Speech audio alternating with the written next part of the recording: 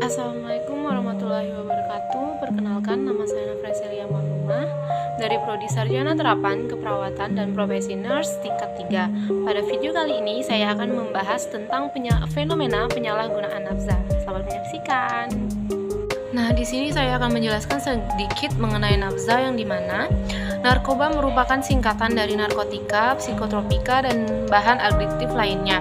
Artinya, narkoba dapat menyebabkan kecanduan atau adiksi. Definisi lain juga menyebutkan bahwa narkotik atau narkotika memiliki suatu hal yang dapat menghilangkan rasa sakit atau nyeri dan juga dapat menimbulkan efek samping stupor atau bengong. Dapat diartikan juga sebagai bahan untuk pembius. Definisi ini menjelaskan bahwa sebetulnya narkotika dapat digunakan untuk keperluan medis. Sementara itu, merujuk pada Kamus Besar Bahasa Indonesia menjelaskan bahwa narkotika merupakan obat yang mampu memberi efek tenang pada syaraf dan dapat menghilangkan rasa sakit, dapat menimbulkan rasa ingin tidur atau mengantuk, atau dapat menimbulkan rangsangan.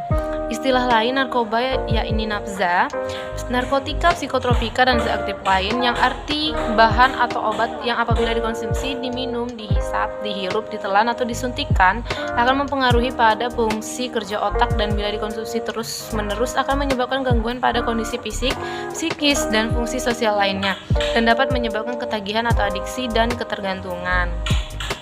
Di negara kita, kasus narkoba atau penyalahgunaan nafza sudah menyebar ke seluruh wilayah, terutama di kota-kota besar. Bahkan dikatakan bahwa saat ini di kota-kota besar tidak ada wilayah yang terbebas dari bahaya narkoba.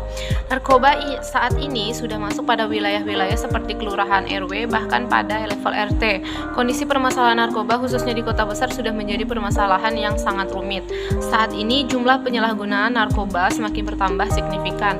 Kasus-kasus penyalahgunaan narkoba sudah tidak lagi menyasar kalangan tertentu, namun sudah menyasar berbagai kalangan masyarakat. Kita ketahui bersama bahwa penyalahgunaan narkoba dapat memberikan efek yang sangat negatif dan tidak membahayakan nyawa si pengguna. Narkoba telah mampu menjangkau berbagai kalangan.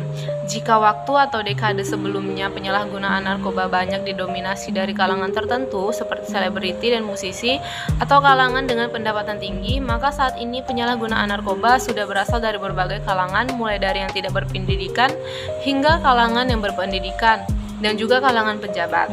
Penyalahgunaan narkoba di kalangan remaja pada beberapa tahun ini semakin meningkat.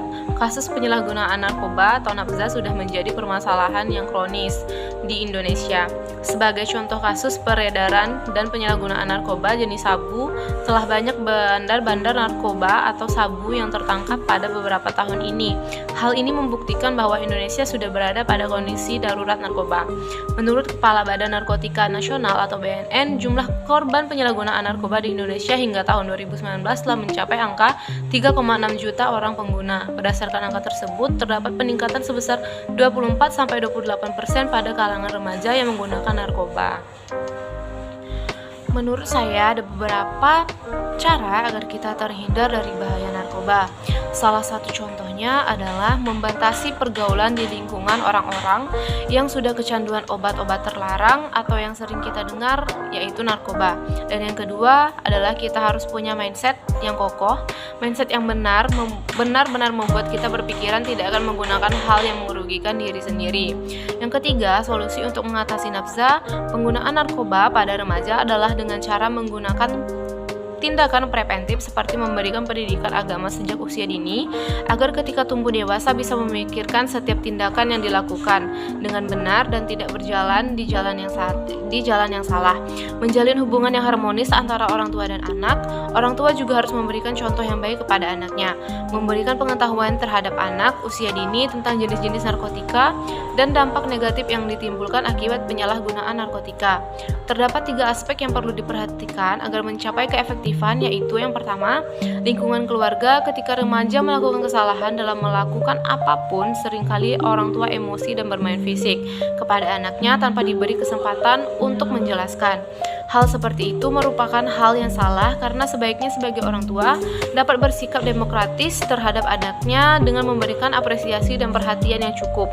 Maka itu penting bagi orang tua membangun suasana yang hangat dan nyaman kepada anak-anaknya agar mereka tidak mencari pelampiasan atau pelarian di luar rumah ketika menghadapi permasalahan.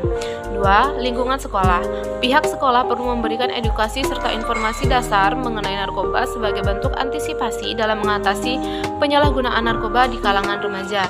Yang ketiga, lingkungan masyarakat. Setiap stakeholder yang terdapat di masyarakat perlu konsisten dan bersikap adil serta tegas dalam upaya mencegah penyalahgunaan narkoba, serta didukung oleh pihak keamanan dan kepolisian.